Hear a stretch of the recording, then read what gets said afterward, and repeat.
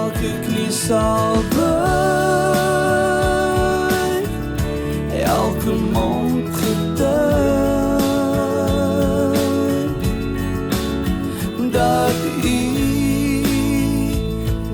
Here. Dankie liewe Here Jesus, dat ons weer by mekaar kan kom en sommer U woord weer kan kom leer, Here. Here Jesus, ons wil dankie sê dat ons U kan ken, dat ons U kan ken in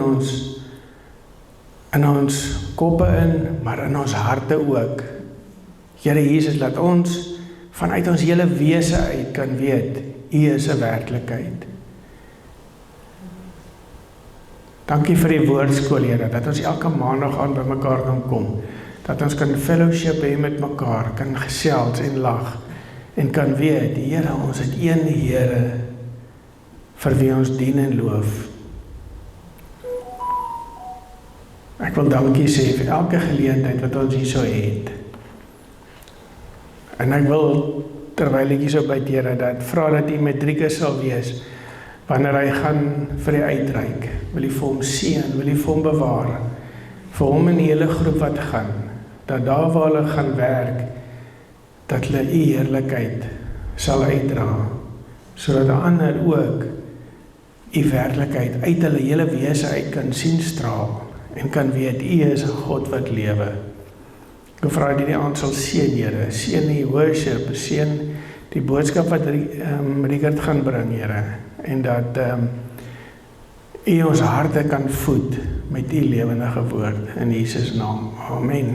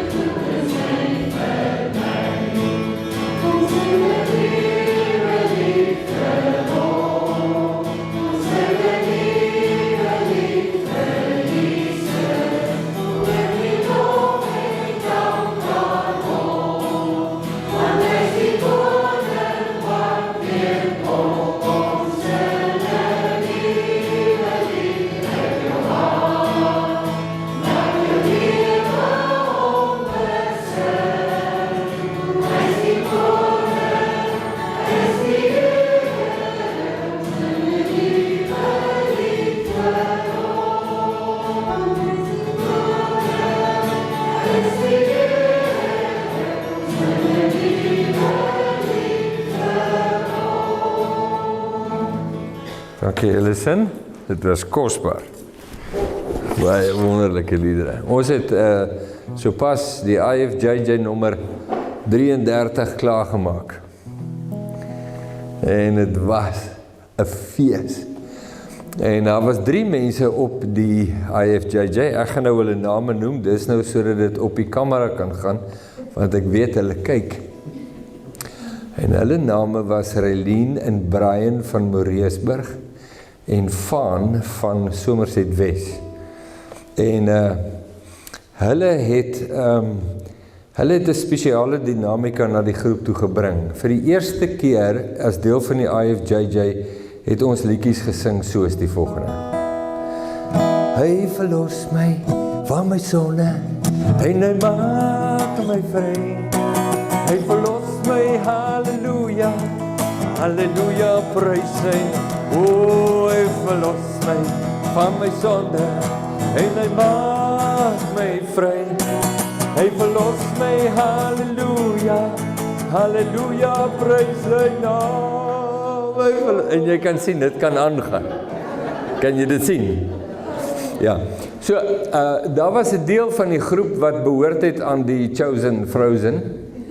En hulle kon dit ook nie hou met hierdie 3 nie. En toe ons weer kyk, toe is almal op. En hulle gaan, hey, verlos my. Ek het gewonder, wat sê die bure hiervan? Ek kan hom net sien hoe die verkykers uit. Ja, ons het wonderlike liedjies gesing. Maar toe hulle nou, die groot groet gebeur altyd op 'n Sondag. Dan het ons laaste sessie en dan bid ons vir mekaar, ons hou nagmaal saam en dan is dit die groot groet, dan word dan nou verdrukkings uitgedeel en so aan. En toe hulle nou almal uiteindelik weg is en hulle waai, toe onthou ek 'n ander liedjie wat ons toe nou 'n hele week nie gesing het nie. Toe laat weet ek hulle nou vanaand, ek gaan hom nou sing op die video. Sien so, dis hoekom hulle nou kyk. Ek wil hom net bysit. Dis ook een van daai songs en hy gaan so. My Jesus is the number one. Never mind what the others say. My Jesus is the number one. My Jesus is the number one. Oh, never mind what the others say. My Jesus is the number one. Oh, Jesus is the number one. Never mind what the others say. My Jesus is the number one. Oh, Jesus is the number one. Oh, never mind what the others say. My Jesus is the number one.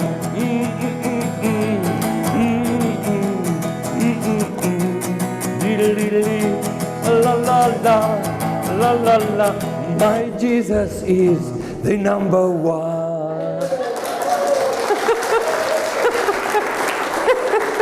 Na na na. Dis een van die liedjies wat jy wil net nie ophou nie. En net soos jy klaar maak, hoor jy iemand sing. O, hier kom ons aan. O, hier. Dan lekker. Is daar nie iemand wat kan saksofoon speel nie? Ek gaan nie bly soos 'n rookmasjien. Rookmasjien. Ja, dan gaan jy eens toe. Sê, dis nou te ver.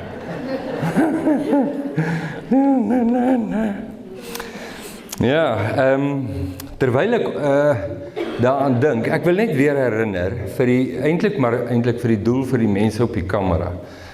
Daar is Vita Day WhatsApp groepies. En dit het so rukkie terug begin, as jy wil deel wees van 'n WhatsApp groepie, in jou eie dorp van mense wat die Vita Day video's kyk, gaan kyk op die webwerf. Ek gaan so onderaan die skerm nou die webwerfadres sit, richardbotha.co.za. Daar's al die links vir die 9 provinsies in Suid-Afrika, ook vir die mense in die buiteland. En dan kan jy kyk of jou dorp daar is. As jou dorpie daar is nie, soek 'n dorpie naaste aan jou. En dan kan jy deel wees van die WhatsApp groepies. En ek geniet dit so. Daar's nou so baie WhatsApp groepies. Dit was nou so eintlik Leanne se idee. Nee, en sy het eendag van my gesê, hoekom doen jy nie dit nie? En ek spring net in. Natuurlik was ek toe nou bietjie benoud na ek ingespring het. Maar nou is dit so aan die kook. Daar's nou soveel van hierdie groepies wat soveel seën put uit die groepie. Die mense wat mekaar besoek en fellowship het. En hulle het Zoom meetings en dit is te wonderlik om te sien wat daar gebeur. So as jy behoefte het aan so iets, word gerus deel daar. Ons gaan vanaand doen Psalm 5. Is julle reg? Psalm 5. Ja, dankie Pieter. Ek het 'n klein seun ryker geword. Sy naam is Daniel Louis van Skalkwyk. En hy is gebore met 'n persoonlikheid.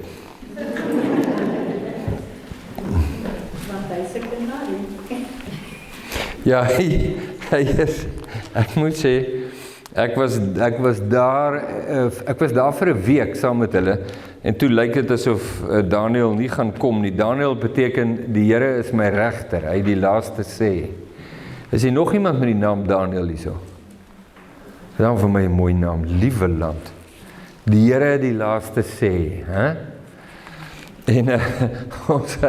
En ons sien toe nee, wat Daniel gaan nie kom nie, ek moet Saterdag terugvlieg, want die IFJJ gaan begin, en so aan, en die Vrydag aand gaan ons uit, saam met die kinders, en ons gaan ete ietsie, en toe hulle nou klaar is, toe is daar nou so 'n plek in Pretoria, waar jy nou game speel, nee, weet waar jy so, karretjie ry en skiet en daar so 'n dance game, nee, jy dan speel dit musiek, en dan moet jy nou die liggies raak trap hierso. Kyk hier maar teen die 4de trap wat ek trap, sien ek my gous nou uit. Maar ou Caitlin is groot soos 'n ysberg. Sy dans soos 'n weet jy wat nie. En toe ons daar klaar is, toe sit reg uit hospitaal. En toe is Daniel gebore. So ja, as jy sê maar vir jou dogters, as hulle swanger is en die babietjie wil nie kom nie, gaan dans. Net goed. Ja, daar is hy gebore. Ag, heerlikie. Wat 'n belewenis. Ja, Psalm 5. Net so ietsie agtergrond voordat ons hom lees. So die Psalm kon geskryf gewees het in 2 dele van Dawid se lewe, of dit was geskryf toe hy so min of meer so 30 jaar oud was, of net so in daai omtes, met Saul wat hom nou natuurlik vervolg, en alles so tot wat oplei tot hy gekroon word as die koning van Juda, toe hy so 30 jaar oud was, en die probleme wat daarmee saamgegaan het. Sal dit nou sien in die inhoud. Of, as dit nie toe was nie, dan was dit waarskynlik in daai tyd van Absalom wat ons nou gelees het toe ons begin het, nee. Toe was hy so, nou ja, so tussen 50 en 65 jaar. So dit was of 'n jong man of later, waar hy besondere probleme in sy lewe ervaar het, baie werklike probleme op baie groot skaal. En dit is goed om dit te verstaan, want dit gee vir jou 'n bietjie agtergrond oor wat hy hier sê. So kom ons lees dit, dis 13 versies, ek lees uit die 53 vertaling, en dit klink dan so. Vir die musiekleier met fluite, 'n psalm van Dawid. O Here, luister na my woorde, let op my versigtiging.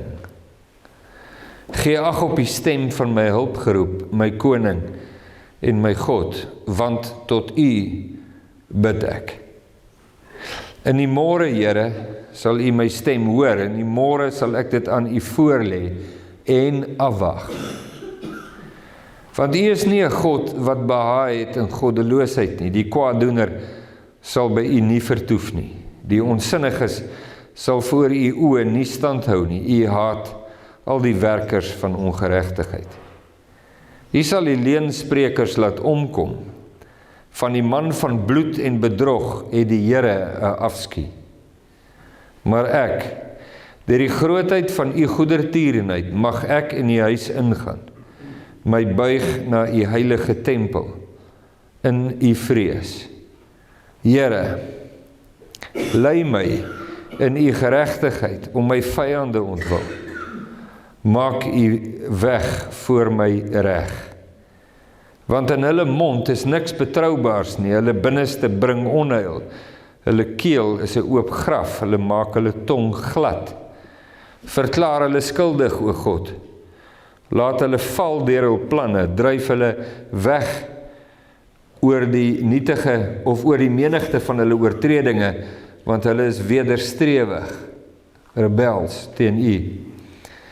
Maar laat hulle almal bly wees wat by U skuil. Laat hulle vir ewig jubel en beskud U hulle. En laat in U juig die wat U naam liefhet. Want U seën die regverdige, o Here. U omring hom met welbehae soos met 'n skild. Die Psalm word getitel in my Bybel, ek weet nie hoe lyk dit by julle nie, maar dit staan heel bo aan gebed by die môreoffer, of oggendgebed, het julle hom ook so? Hoe staan die, wat sê die 83 vertaling? Help my om die wil te doen. Regtig, is dit die opskrif daar? Dit is kosbaar. Nee? Wat sê die Engels? Lead me in your righteousness. Ja, so kom ons kyk, ek het 'n paar notaatjies hier wat ek net vir julle wil gee, so hou jou Bybel oop by die teks. Dit begin, Dawid begin sy dag met afhanklikheid. Nee, so hier het ons vir Dawid, hy het 'n paar groot suksesse al behaal in sy lewe. Een van die dinge waarvoor Dawid tot vandag toe bekend was natuurlik sy onderonsie met Goliat. En die naderdraai daarvan, nou die naderdraai van Goliat was, dit was filmgehalte. Nee, die mense het in die strate loop en sing, en gesing oor Saul, en dan sing hulle oor Dawid, en dan sing hulle net veel meer oor Dawid. Nee, Saul het sy duisende verslaan, maar Dawid sy 10.000. Is die tipe goed waarmee flieks eindig, as die woorde so opkom, hoor jy hoe sing die meisies. Hy het baie suksesse gehad, maar as iets merkwaardig van Dawid, en dit is, dit lyk asof dit hom net nooit affekteer het nie. So, jy kan sê in hedendaagse taal, he was the man.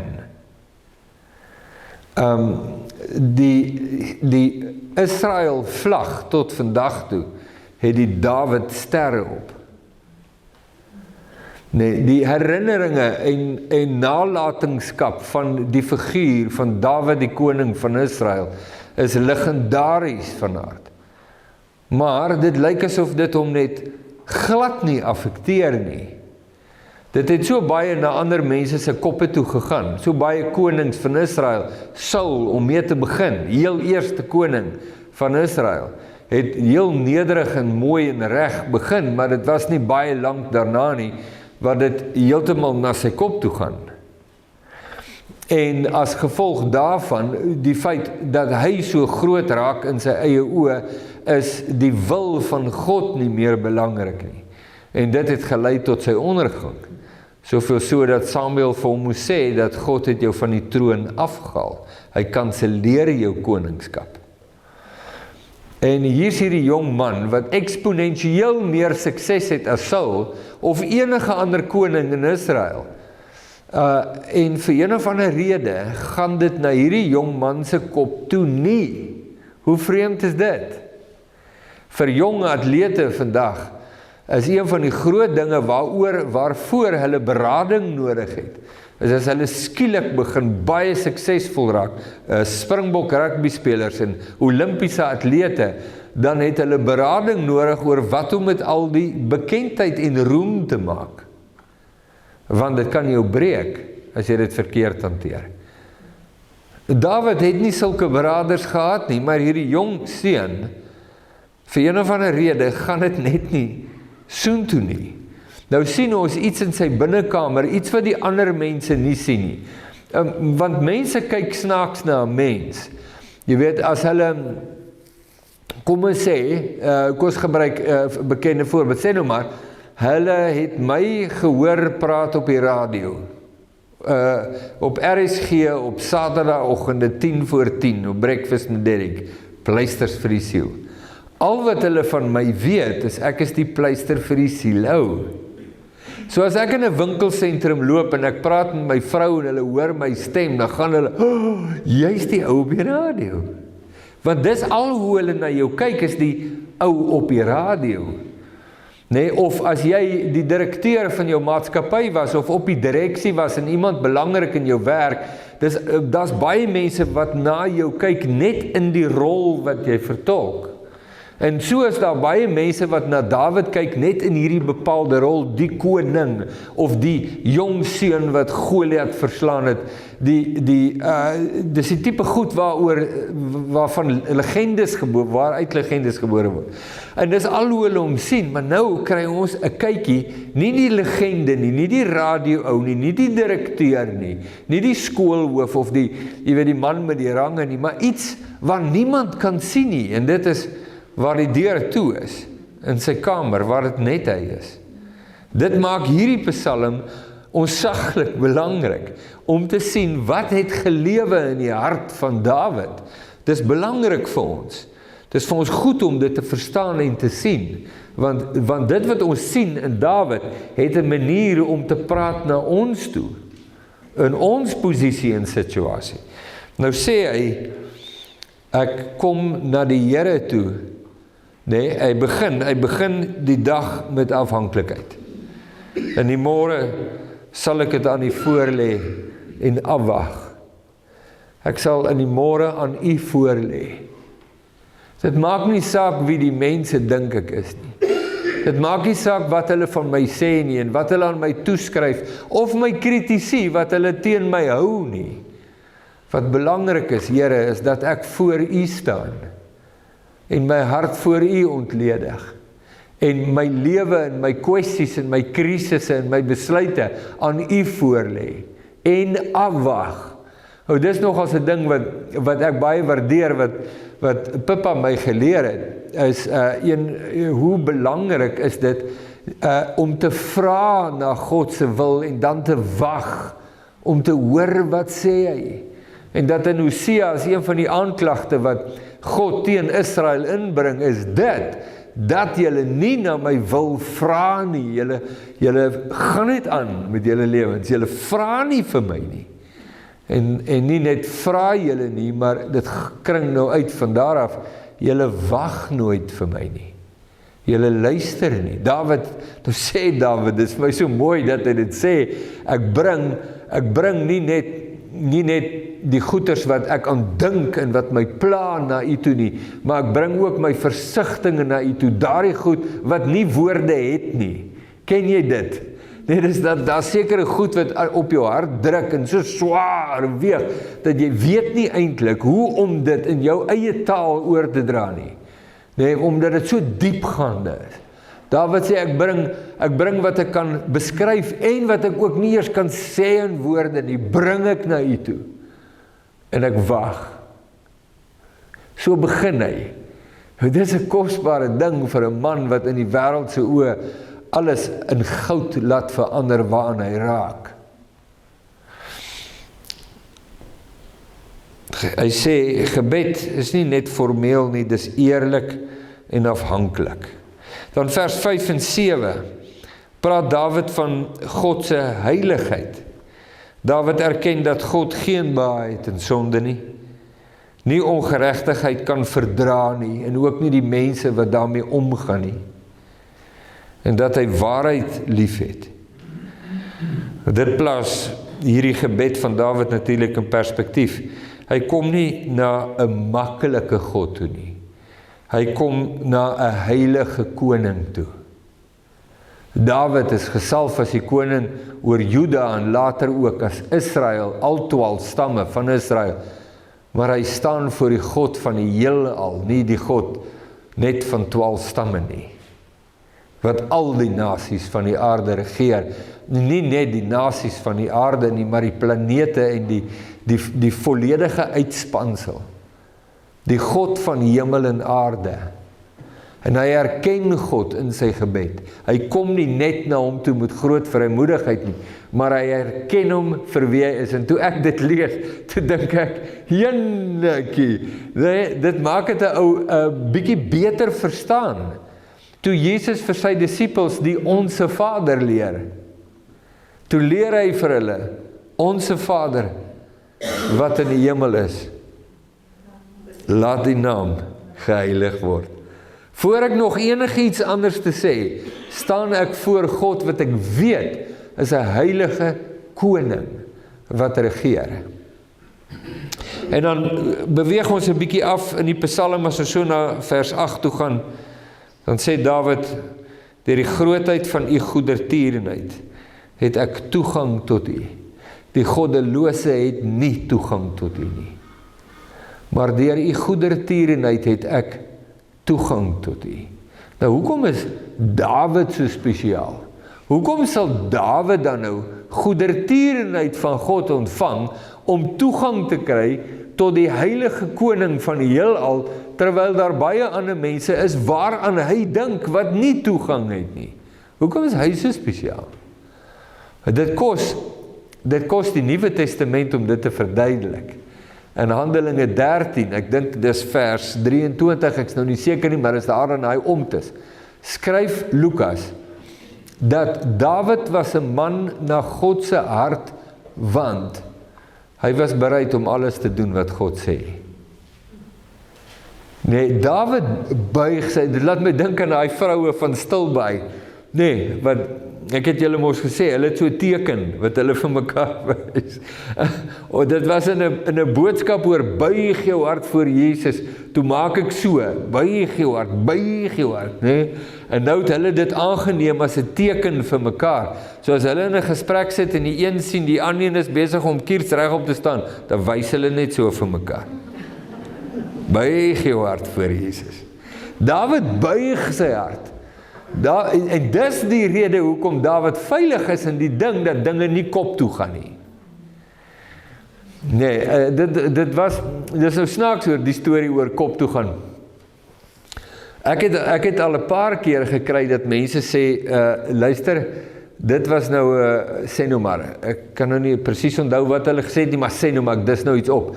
Joch, dit was 'n goeie preek, maar ek wil nou nie hê jy moet 'n groot kop kry nie. Toe het ek nou baie gesê, dan dink ek, maar dis 'n snaakse ding om daar agterna te voeg. Toe het ek nou later agtergekom, die ouens wat graag groot kop kry, sê sulke goed.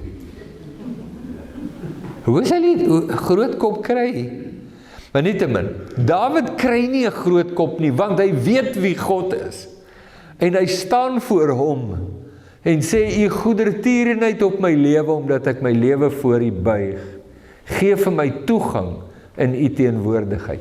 Die wat u weerstaan, kry nie daardie toegang nie. Is eintlik in effek wat hy sê. Toegang tot God is genade van God op die lewe wat voor Jesus buig. En dan gaan die Psalm aan, so na die einde toe, vers 9 en 10, soek Dawid leiding in 'n moeilike wêreld. Lei my in u geregtigheid. Hy leef tussen mense wat onbetroubaar is, hulle is vernietigend in hulle woorde, die goed wat hulle sê, hulle mislei mekaar, die mense om hulle. En Dawid beroep hom op God, en hy sê, Here, maak u my pad reguit. Ek kan glad nie staat maak op die mense wat om my is nie. Glad nie staat maak nie. Nou, jy weet, daar's 'n besef hier wat twee vlakke het. As jy omring is deur 'n klomp sotte, nee, eie sinnige, opgeblaase sotte, dan is dit baie maklik om te sê, ek kan nie op hulle staat maak nie. Maar daar's 'n tweede vlak van daai besef, en dis die besef waar jy agterkom, jy kan op niemand staat maak nie. Ook nie die goeie, oulike, sagte, mooi, wonderlike, inskikkelike mense nie. Dis 'n gevorderde les. Alle vlees is soos gras. Hy kan op niemand staat maak nie. Kan nie op die dominee staat maak nie. Kan nie op die pastoor staat maak nie. Kan nie op my vrou staat maak nie. Daar is 'n plek en sy nie op haar man nie. Daar's 'n plek waar ek kom om te sê, Here, op U alleen kan ek my lewe bou. Ek is so lief vir my vrou, en ek is so lief vir die mense saam met my en my medegelowiges, maar ek kan nie op hulle staat maak, soos ek net op U kan staat maak. So 'n belangrike plek om te kom. Ek is so lief vir my kinders, nee, en my kleinkinders, veral as hulle slaap in die nag. En hy jongste enetjie weier nog, so oupa is nou nog 'n vreeslik lief vir hom. Maar ek is so lief vir hulle, en dit is so lekker om saam met hulle te wees, en ek is so bevoorreg om hulle te hê in my lewe, maar ek kan nie op hulle staat maak nie. Ek kan net my lewe op God bou. So 'n helder ding om te verstaan, en ek dink dit is so belangrik vir kinders om ook te verstaan. 'n Les om te leer, en daar moet die papas en mamas moet julle kinders help. Leer hulle dat ook op julle kan hulle nie staat maak nie. Leer hulle dit. En dan vers 11 sê Dawid, God is regverdig teenoor boosheid. Dis vir my so 'n wonderlike ding. 'n mens kyk die nuus baie keer en dan sien jy die grootste sotheid wat mense aanvang, en dit hou mos net nie op nie. Dis asof mense net 'n kraan ergens oopgedraai het van sotheid, en dan storm dit net so uit. Dit hou net nie op nie. Jy kan dit nie glo nie. En dan dink ek by myself, moenie daarna kyk en dan ontstel jy jou siel asof God nie in beheer is nie. Moenie so dom wees nie. Moenie daar kyk en dan draai jy om en dan praat jy met die mense wat saam met jou nuus kyk of wat ook al julle nou kyk, en dan praat jy asof God nie op die troon sit nie. Nee, nou kyk ek dan en dan dink ek, ja, maar gelukkig is Jesus wie hy gesê het hy is. Hy is regverdig en hy beheer die wêreld. En hy is 'n wreker op ongeregtigheid. Dawid verstaan dit. Hy vra dat God regverdig sal oordeel oor die wat teen hom rebelleer. God is nie net saggies en liefdevol nie. Hy is ook regverdig. En terwyl ek dit nou sê, dink ek nou skielik aan 'n skrifgedeelte in, en ek hoop ek onthou dit nou reg, maar ek het hom as Openbaring 19, ek hoop ek is nou reg, want as jy dit nou hoor en jy wil later dit gaan lees, in Openbaring 19 is een van die mees verstommende tonele wat ek in 'n lang tyd op afgekom het in die Bybel, en dit beskryf die troonkamer van God en die regverdiges wat om die troon staan. En dan begin dit met 'n kreet. Nee, ietsie Pinkster. Ietsie soos halleluja. Is dit 19? Ja, dankie. En dit is so 'n massive toneel, en dis groot. En die rede vir die boehai, vir die groot vreugde wat daar losbreek om die troon van God, die groot vreugde, dis vir my amazing. Miskien is dit nou nie vir jou so wonderlikie, maar jy weet, ek lees dit en dink ek, wat? Dis die laaste ding wat ek verwag om in die Bybel te kry. Een van die grootste vreugdes, die rede vir die groot vreugde om die troon van God, is die feit dat God die mense geoordeel het. En die regverdiges verheug hulle daarin. Waaroor is hulle bly? Nou, hulle blydskap is nie in onreinheid nie. Dis nie 'n saak van na. Dis nie dit nie. Daar's iets daar, dis in die teenwoordigheid van God, met onbeskryflike blydskap en lof aan God, oor die feit dat God hulle geoordeel het. U het hulle bloed gegee om te drink. Sing hulle in hulle lofsang. Hulle die bloed van die gelowiges gedrink, toe gee u vir hulle bloed om te drink. Sing hulle, geweldig, in die troonkamer van God. 'n rein vreugde. Nou het ek baie daaroor gedink. Nee, want dis vir my so anderste as wat ek hom nou gehad het vir baie jare. Hoekom is hulle so bly daaroor? Want daar waar sonde gebreek word, en waar sonde gestraf word, is daar verligting. Daar's verligting. My pa het dit vir my, ek moes dit al geleer het toe ek klein was, my pa het dit uitgelig. Hy sê, hy kan sien ek bou so op, en waarskei hy vir my. Hy sê, jy soek 'n pak. En dan bou ek so op, en die spanning bou so op, en dan uiteindelik kry ek 'n pak sla, en dan is ek so rustig na die tyd. Nou ek nou klaar geskree en gegil en so het, maar dan skielik is ek ontlaai. Het is asof daar 'n bediening was. Nee, jy voel sommer, en ek het dit met my eie kinders gesien, daar's net so vrede op aarde en in die mense welbehaag. Daar waar sonde geoordeel word, is daar verligting. Dink 'n bietjie aan Suid-Afrika, dink aan die verskriklike misdaad en goed wat plaasvind. Sê nou net dat vanaand tree God op en hy giet sy oordeele oor al die misdadigers wat moor en verkrag en aanrand, en hy giet dit uit. Sal dit nie 'n ander Suid-Afrika môre wees nie? Presies. Die oordeel van God het ontsaglike bedieningswaarde om verligting te bring. Die regverdiges wat ly daaronder. En God bring vir hulle verligting, en daarvoor die groot vreugde dat hulle aan God die eer toesing, nee? God is regverdig oor boosheid. En dan laastens sluit die Psalm af en sê, maar laat hulle almal bly wees wat by u skuil. So Dawid skryf 'n kontras, hy sê die goddeloses val, maar die wat by God skuil, juig. Hulle word beskerm, hulle word geseën. U omring hom met welbehae soos met 'n skild, Dawid se woorde. Is dit nie mooi nie? God se welbehae is soos 'n skild om jou. Nee, maak nie saak wat die wêreld doen nie.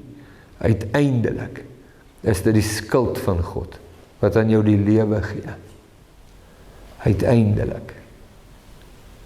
Dit is so 'n kosbare manier hoe Dawid bid, nee, hoe hy voor God staan. Hy giet sy hart voor God uit. Hy erken God se heiligheid. Hy erken dat God in beheer is. Hy erken dat almal dom is wat nie buig onder die gesag van God nie, en dat hy graag wil buig onder die gesag van God. En so sê hy, Here, hier is my dag. Ek lê dit aan u voor. Wees u, daar is nou daai woord Daniel, nee, hê u die laaste sê. Bepaal u, ek skik my by wat u doen in hierdie dag. Is dit nie 'n mooi manier om 'n dag te begin nie? Jy weet nog glad nie wat gaan hierdie dag gaan nou nie. Salig onbewus. Jy begin met 'n huppel in jou stap. Min wetende. Nee, wat die dag voor lê. Dawid sê wel, maak nie saak wat lê voor nie, of ek weet of nie weet nie. Ek erken u as die God van my heil.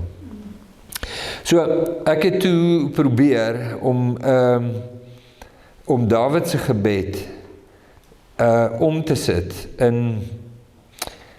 in woorde wat ons kan bid. Nee, net as 'n voorbeeld.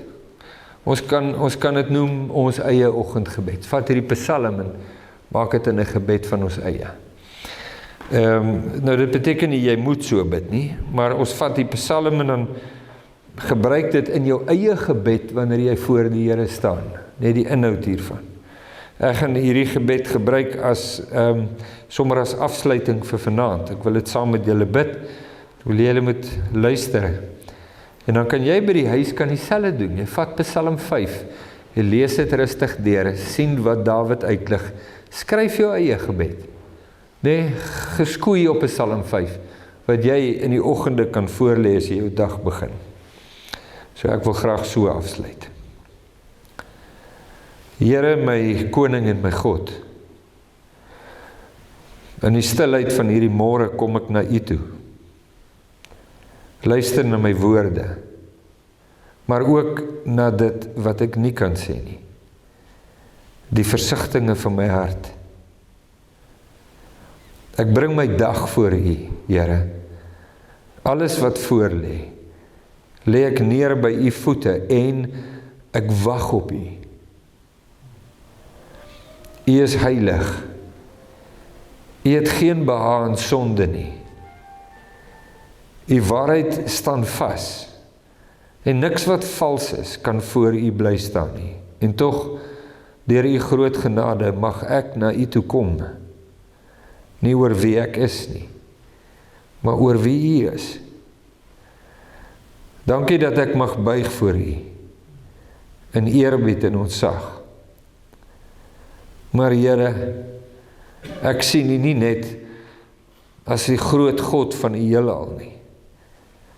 Ek sien u ook in die heerlikheid van Jesus Christus, wat vlees geword het en onder ons kom woon het. U is die koning in heerlikheid, die een wat gekruisig is en nou leef, die lig van die wêreld vol genade en waarheid. Laat die lig van u heerlikheid in my hart skyn vandag. Open my oë om Jesus te sien, nie vaag of ver nie, maar as die lewende Here, hoog en verhewe en tog naby. Lei my vandag, Here. Maak die pad reguit voor my. Te midde van 'n wêreld wat verwar en mislei, wil ek in u geregtigheid wandel. Bewaar my hart en my mond. Hou my weg van dit wat verkeerd is. Laat my nie afwyk van u waarheid nie. Here, u is regverdig. U sien alles. Ek vertrou dat u sal handel volgens u waarheid en geregtigheid. Maar vir my en vir almal wat by u skuil, laat daar vreugde wees. Laat my bly wees in u. Laat my rus vind in u beskerming. Omring my vandag met die guns, soos met 'n skild. Laat my vreugde wees in Jesus self. Nie net in wat u gee nie, maar in wie u is. Dat my hart sal jubel oor die heerlikheid van die Seun, die geliefde, die verlosser, die Here van alles. Ek kies om u naam lief te hê. Ek kies om in u te vertrou. Ek kies om hierdie dag saam met u te stap. In Jesus se naam. Amen. Elke knie sal buig, elke mond